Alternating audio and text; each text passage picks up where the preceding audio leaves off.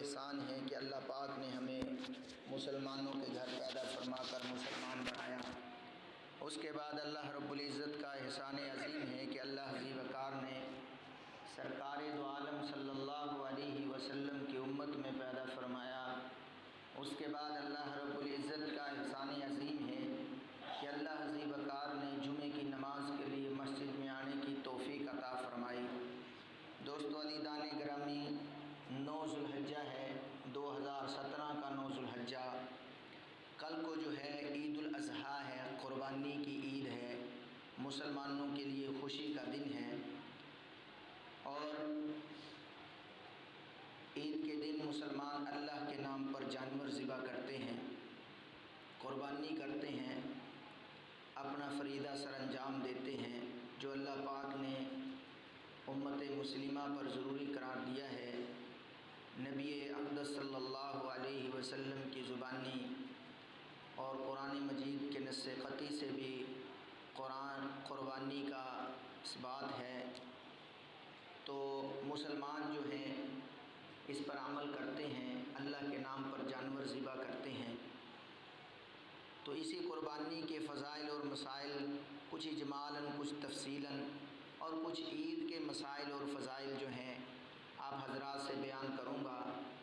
دعا ہے اللہ پاک سے مجھے صحیح بیان کرنے کی توفیق عطا فرمائے اور آپ حضرات کو صحیح سننے کی توفیق عطا فرمائے۔ سننے اور سنانے کے بعد اللہ اس پر عمل کی توفیق نصیب فرمائے۔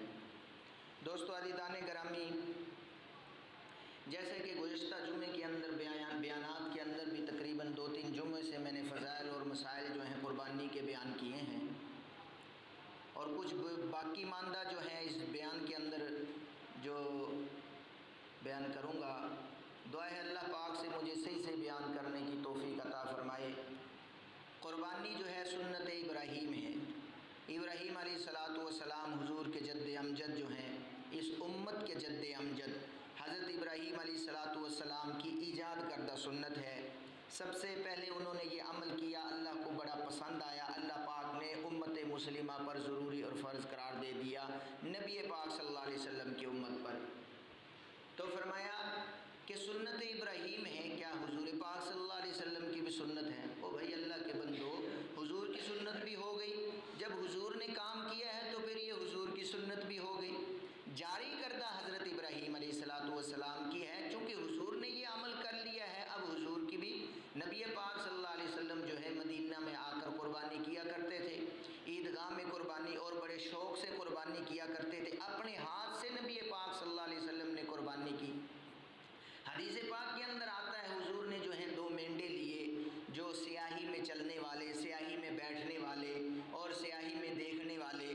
تو فرمایا کیا مطلب ہے کہ ان کی آنکھیں سیاہ تھی، ان کے پہلو جو ہیں سیاہ تھے، ان کے کھر بھی سیاہ تھے، یعنی خوبصورتی کو پسند، جانور جو ہے خوبصورت، یہ ایک جو ہے شوق کی علامت ہوتی ہے کہ اس کو قربانی کرنے کا کتنا شوق ہے۔ تو نبی پاک صلی اللہ علیہ وسلم نے خوبصورت جانور پسند کیا، تو اس کا مطلب یہ ہے کہ حضور بڑے شوق کے ساتھ اور ذوق کے ساتھ قربانی کیا کرتے تھے۔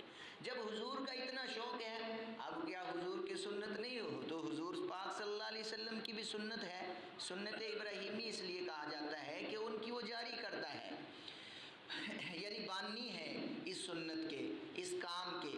حضور پاک صلی اللہ علیہ وسلم کی یہ سنت موقدہ ہے۔ اب سنت موقدہ جو ہے یہ